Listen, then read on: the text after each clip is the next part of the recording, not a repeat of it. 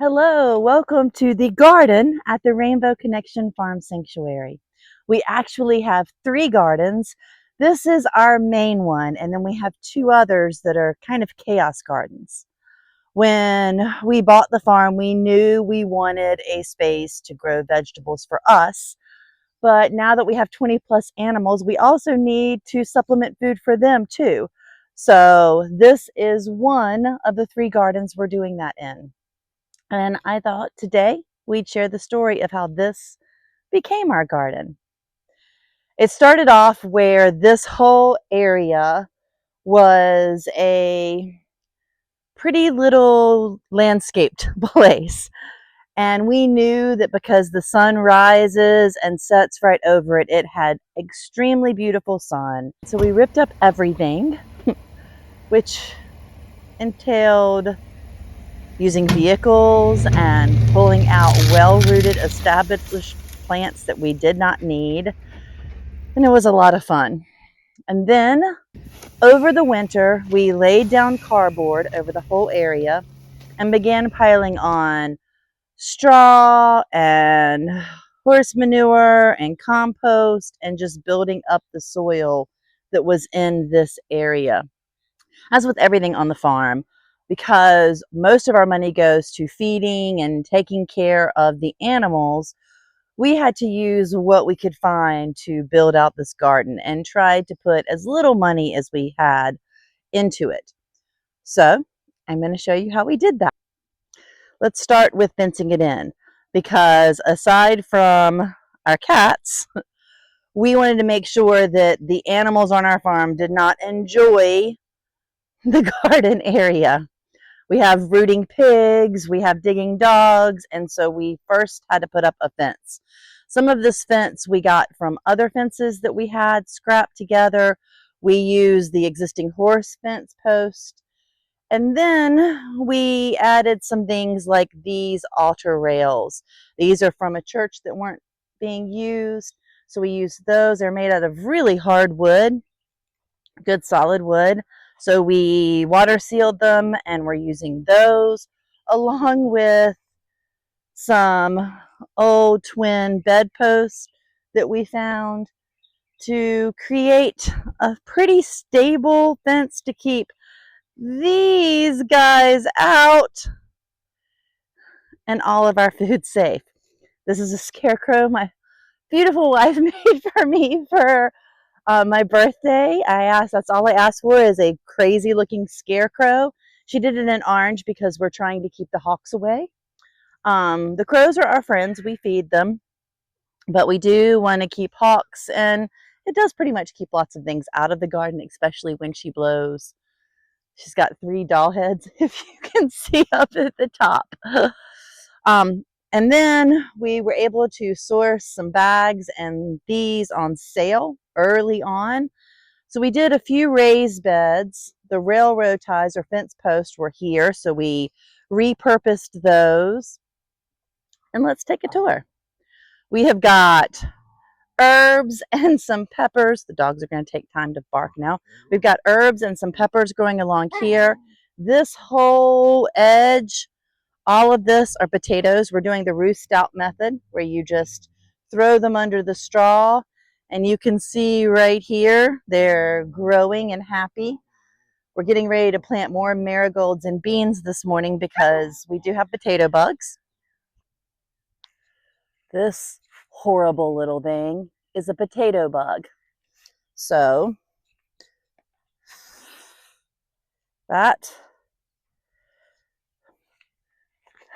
I'm going to take that along with the other ones I find and give them to our chickens and our ducks. And that is why I am planting marigolds around here. I'm going to plant a few more marigolds and some onions to see if that helps get rid of our potato bugs.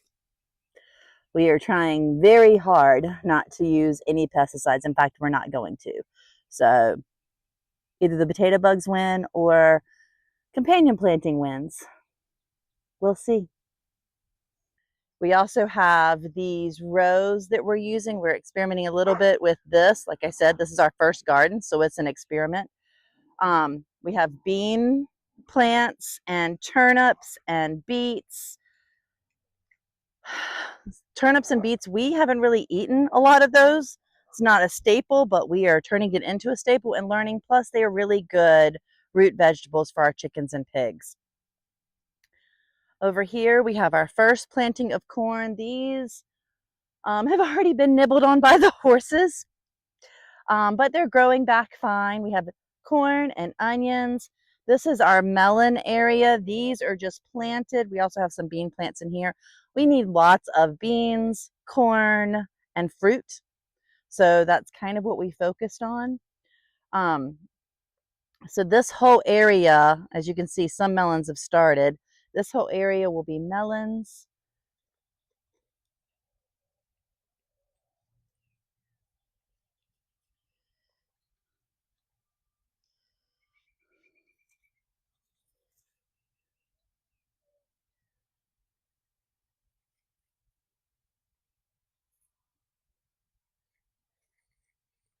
And then we have a pollinator garden started.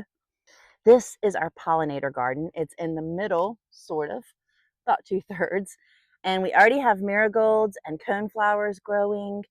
Some of the others are sprouting. Some of our other seeds are sprouting up. We have all kinds of flowers in here, flowers that bees and butterflies love. And we have something else I want to show you, one of our best workers in the whole garden. These little spiders, do you see them? We love the spiders because it's eating all of the bugs. There's another one. The spiders are eating all of our bugs. I'll even sometimes, if I find spiders, move them into our garden. Those beautiful drawing spiders, anything. That is one of the best natural pest controls. And since I've been on the farm, I've learned to love bees and spiders and certain bugs, even these little tiny wasps that attack all the aphids. I've learned how to work with nature and enjoy nature. And it's kind of a miracle to watch how, if you just let nature do the work, amazing things happen. These two are going to be three sisters. We already have the little corn coming out. This watermelon plant is going crazy, so we're going to have to rework it once we pull all of the rest of the cabbage for the animals. But these are three sisters. We have carrots, spinach, and then back over here we have squash, cucumbers, and tomatoes starting. This is a beautiful cucumber plant, and it's actually going through the fence and over.